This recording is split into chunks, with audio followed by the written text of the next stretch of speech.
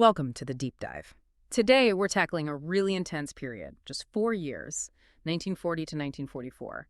Our focus, southern Transylvania, specifically the city of Arad. It's a time of, well, massive upheaval, borders redrawn, dictatorships popping up, and just the sheer struggle of wartime survival, all compressed into this one crucial region. We're really looking at how local communities get caught in these huge geopolitical games, this divide and rule stuff. Exactly. And the key thing for you, the listener, to grasp is Iran's unique position. See, when northern Transylvania was given to Hungary in 1940, Arad stayed with Romania. This turned it into a kind of reluctant hub, a spiritual center, if you will, for the Hungarians left behind in southern Transylvania. But they faced enormous pressure, constantly defending their identity as political tides kept shifting. Okay, let's set the scene a bit earlier, maybe around 1938. Romania's King Carol II. He made some big moves then, right? What was going on? Yes, February 1938. Carol II essentially throws out the multi-party system. He sets up a royal dictatorship, very much in the style of, the fascist regimes of the time. But here's the twist. He wasn't just trying to cozy up to Germany and Italy. His main goal, arguably, was to stop the really extreme local fascists, like the Iron Guard, from taking power themselves. So kind of a become the dictator to stop the other dictator strategy. Precisely. He tried to seize that authoritarian ground first. It was a gamble, really, and it created this power vacuum that ultimately he couldn't control. And in this strange setup, did he make any real effort towards the Hungarian minority, or was it all just political maneuvering? Well, there was a flicker, briefly. His government floated ideas about a new minority statute, maybe some education reforms for Hungarians, possibly trying to win some points internationally or just stabilize things internally. But honestly, the Hungarians were deeply suspicious, and things were moving so fast internationally.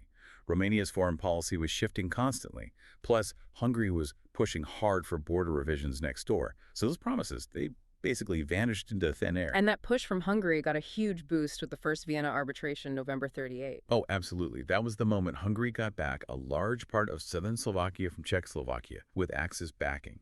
For Romania, that was a massive wake-up call. Suddenly, changing borders wasn't just talk anymore. It was happening. And Transylvania was clearly next. Right. And by early 1940, Hitler's playing this game with both Romania and Hungary. Yeah, it's a classic balancing act. Germany needed Romanian oil, desperately. But they also needed Hungarian grain and, crucially, Hungary's political alignment. So Hitler couldn't fully back one against the other. To keep Hungary on side, he had to offer them something from Transylvania. But alienating Romania completely wasn't an option either because of the oil, the solution. Divide Transylvania. Keep both countries needing German favor. Which leads us straight to that pivotal, really devastating moment, August 30th, 1940, the Second Vienna Arbitration, the Vienna Dictate. That's the day. The map of Transylvania is literally ripped apart. Northern and eastern Transylvania, over 43,000 square kilometers, handed over to Hungary. Look, neither Budapest nor Bucharest was happy with the decision. Not really. But for Germany, it worked perfectly. It made both nations incredibly dependent on Berlin. Divide and rule in action. Let's dig into the human cost, the demographics, because that's where the strategy gets really insidious, isn't it? It really is. The way the border was drawn was almost calculated to create friction. You end up with over 1 million Romanians now living under Hungarian rule in the north. And conversely, nearly 400,000 Hungarians remain in the south, in Romania. So Germany basically ensured both countries now had a sizable, vulnerable minority population from the other side within their borders. It's like built-in leverage. Hostages, almost. In a way, yes. Okay. This constant internal tension meant neither government could easily pivot away from the Axis. They were too busy worrying about these border grievances, these minority issues, right? So, Arad, it stays in Romania, but now it's right near this new, highly charged border. Its importance skyrockets. Immediately, Romania held on to key industrial areas, Arad, Timiora, Brahov. And for the Hungarian community left in the south, Arad became, as I said, this crucial spiritual and cultural center. And Budapest underlined this. They opened the Royal Consulate General of Hungary right there in Arad in autumn 1940, a very clear signal. Hold on. So Romania is about to crack down hard on its Hungarian minority, but Hungary plants its official flag, a consulate, right in the middle of Arad. That must have ratcheted up tensions immediately. Oh, unbelievably so. It was a direct challenge in a way. Budapest saying, We are watching. We are the protectors of this community. It gave the local Hungarians a point of contact, maybe some feeling of support. But for the Romanian authorities, it just confirmed their suspicions. They saw Arad as a potential hotbed of Hungarian nationalism, maybe even subversion. It basically poured fuel on the fire for the repressive policies that were coming. And those policies kicked in almost instantly, because right after the dictate, King Carol II is out. September 5th, he abdicates. General Ion Antonescu takes over. Yes. Antonescu rises to power in a climate of absolute national crisis and humiliation. Romania had lost huge territories that year: Bessarabia, northern Bukovina to the Soviets, southern Dobruja to Bulgaria, and now northern Transylvania. Almost 100,000 square kilometers gone. The mood was toxic. Perfect breeding ground for extreme nationalism, a desire for revenge. Antonescu installs this fascist corporatist state fully aligned with Nazi Germany, and the first internal target, the Hungarian minority in southern Transylvania. Retaliation begins August 31st. So this cultural siege starts immediately. What did that actually feel like day to day for Hungarians in Arad then? It was about making them invisible, erasing their public presence. Forget the long list of rules for a second. Just think about the effect. Mass firings of Hungarian workers, especially civil servants, but also the social controls were intense, banning Hungarian clubs, even sports teams. You couldn't even send a letter in Hungarian through the post. That level of detail is chilling. Banning the language in personal letters. Exactly. And in Arad specifically, they brought in a rule. Only native Romanian speakers could work in restaurants, pubs, cinemas. Think about that. It's not just about jobs. It's social erasure. Completely. It stops Hungarians from working in public-facing roles, limits where they can socialize, forces them into isolation. The goal was total silencing. And yet, somehow, the community resisted. They maintained their identity. How, if the state was clamping down on everything? It really came down to the historical Hungarian churches. They became the sanctuaries, almost literally. Hungarian language education, almost entirely restricted to church-run schools. And the resilience is remarkable. We have data from December 1942 showing that across southern Transylvania, there were still nearly 180 Hungarian primary schools and about 15 secondary schools managing to operate. Incredible, really. Wow. And the government wasn't just restricting them physically. They were playing games with the numbers too, right? The census data. Oh, yes. The official 1940 census figures look very dubious. For instance, memoirs from local lawyers in Arad suggest there were maybe 7,000 or 8,000 Hungarian-speaking Jews living there. But they were deliberately classified as other nationalities in the census. Poof. They vanished in the official Hungarian count. The actual Hungarian population was almost certainly much higher than the state admitted. Why do that? Why fudge the numbers? Well, it makes it much easier to justify harsh policies, doesn't it? If you can officially claim the minority group you're targeting is smaller than it really is, it makes the marginalization seem less significant, less problematic politically. It's demographic manipulation as a tool of oppression. Which brings us to communication, the press. If Arad was the spiritual center, its newspapers must have been vital. But you said they were shut down fast. Almost instantly. Late 1940, major Arad papers like Aradi Hírlap, Aradi Közlöny, Friss-Hírek gone, banned. Arad basically ceased to be a Hungarian press center overnight, a huge blow to community cohesion and information flow. Was anything left? Any Hungarian newspaper that managed to survive this crackdown? Just one political daily, really. Yeah.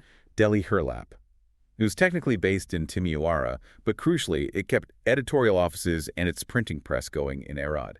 Its story is fascinating, a real tightrope walk. It got banned twice, but somehow always managed to come back.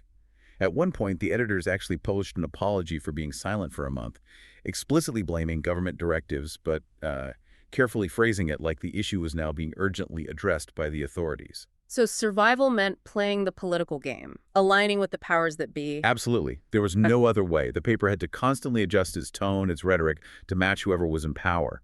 That meant at times promoting Nazi ideology, even praising the legionary movement, the Iron Guard, during their brief period of influence. It's a difficult reality. A paper trying to serve the Hungarian community had to, well, essentially echo the propaganda of the regime persecuting them just to stay in print. So this created a kind of cultural desert from late 1940 until about 1943. Largely, yes. Newspapers, cultural journals, pretty much silence for a long stretch. The first real sign of a thaw came in 43. What changed then? Why the slight relaxation? Probably the war situation. Romania was bogged down on the Eastern Front, huge losses. Maybe the Antonescu regime realized that total cultural suppression was actually counterproductive, or perhaps just less of a priority. Whatever the reason, things eased slightly. You saw an art exhibition pop up in Braiov. And significantly, back in Era, the Kolkzi Association felt bold enough to announce a literary competition. Small signs, but important. And this thaw allowed for perhaps the most significant cultural publication of that era, Javi Semle. Yes, Havi Semli, the monthly review. It ran from June 1943 to August 1944. It was the only cultural magazine of its kind for Hungarians in southern Transylvania during that time. Its mission was fundamental: keep the national idea alive through literature, essays, regional history. But think about how it was produced. The editors, the writers scattered across the region, had to coordinate everything by mail. Mail that was subject to. Military postal censorship. Every letter, every manuscript, potentially being read by the army censors before it even reached the editor, trying to foster an independent cultural spirit under those conditions. It's extraordinary. That detail writers trying to get poems past military censors just perfectly captures the absurdity and the pressure cooker environment, doesn't it? It really does. Okay, this brings us to the chaotic endgame. August 23rd, 1944, Romania flips, joins the Allies. What's Hungary's reaction? Panic, essentially, and the desperate military gamble. With the Red Army advancing, Hungary launched a preemptive strike into Romania. The goal was to seize the Carpathian passes and try to establish a defensive line along the Murray River. That line included Arad. And they actually took Arad. They did. The Hungarian 1st Armored Division rolled into Arad on September 13, 1944. The occupation itself lasted just over a week, but the local impact was immense, incredibly dramatic. You had this sudden, shocking reversal. The Hungarian community, after 4 years of being suppressed, reportedly greeted the troops with a shower of flowers. It must have felt like liberation. But not for everyone. Absolutely not. Most of the Romanian population, and many Jews as well, fled the city almost immediately. They headed towards Lapova, terrified of what Hungarian rule might mean, especially now, in wartime. And the Hungarian military command, Colonel Vasta Gergely, they acted like they were there to stay. Completely. They moved fast. Romanian street signs torn down, replaced with the old pre-1920 Hungarian ones.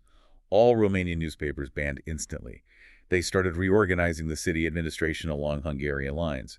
And chillingly, there were internal discussions about setting up a Jewish ghetto, starting deportations. Thankfully, the occupation was too short for that plan to be enacted. It was postponed, but the intent was there. And the press reflected this temporary power shift. Yes, briefly. A newspaper called Arad Hirado started publishing, edited by Molnar Arpad. And its tone was totally different from Deli Hirlap's careful balancing act. This was now a Hungarian paper speaking with a majority voice in Arad. It focused entirely on the war effort, military mobilization appeals, and significantly, it even announced the local implementation of anti-Jewish laws. A very stark, if short-lived, change. Short-lived is right. How did it end? Swiftly. A joint Soviet-Romanian force won a key battle nearby at Palai. That victory made the Hungarian position in Arad untenable. They pulled out overnight, September 21st to 22nd. So just over a week after the shower of flowers. The Soviet and Romanian troops were back in control of Arad, and the backlash was immediate. Reprisals against anyone perceived to have collaborated with the brief Hungarian occupation began. Targeting specifically the Hungarian community leaders who had engaged with the occupiers. Exactly. Prominent local figures, intellectuals who had been part of that temporary administration or welcomed the troops, people like Bishop Argay Yosef, the lawyer Seli Lajos, they were arrested and interned very quickly. Arad's story really shows you, doesn't it? Being a minority hub during WWII meant this constant siege, politically, culturally. Identity was something you had to fight for every single day, through schools, through censored publications, through sheer community grit. And one wrong step, 1 week of backing the wrong side and shifting alliances could bring disaster. So, reflecting on all this, Antonescu's rise, the years of suppression, then that incredibly fast flip-flop in September 44, Romanian control, then Hungarian occupation, then Romanian Soviet control again, all within about 9 days. It really makes you think, doesn't it? When global powers are playing divide and rule with your region, what chance does local life, local loyalty even have of staying intact? It just seems so incredibly fragile, something for all of us to chew on after this deep dive.